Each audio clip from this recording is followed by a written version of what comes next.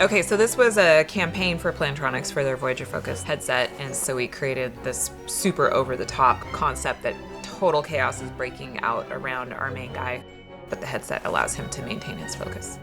And then to make it more special, we tried to shoot it as slow as possible, 720 frames per second. So the biggest challenge, of course, is we basically had to choreograph 8 people doing crazy actions that all take place in less than half a second. 1 second. About 1 second. 1 second of real-time chaos added up to be about 30 seconds of super slow motion. I even remember the timing of him turning his head. Sometimes we got everything else right except for that.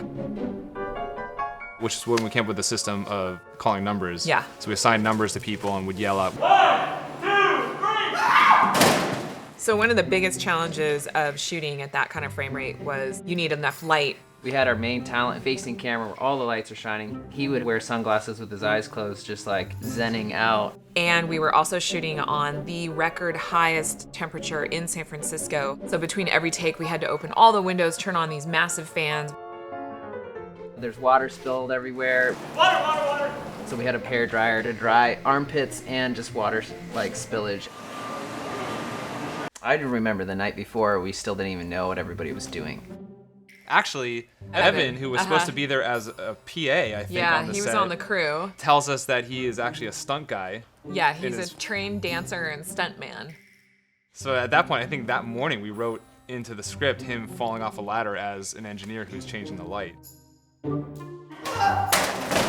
in the original take, it was my kid Chase running through the scene. He was supposed to be the catalyst for the whole thing. And in slow motion, he just looks terrified.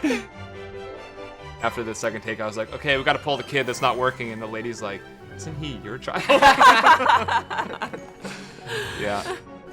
The tray. Yes. Oh, yes. That poor guy who got the water hitting his face. Yeah. Time Take after time take. after time. And you kept saying, we're going to need some more water on his face.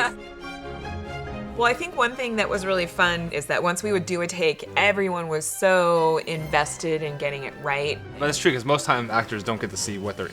It's you know, you do a take and then they sit there awkwardly while a bunch of people look at monitors and whisper, and they're not sure if they nailed it or not. Whereas this time, like, everyone was like looking over shoulders to be like, okay, I gotta have the box release out of my hand a half second earlier.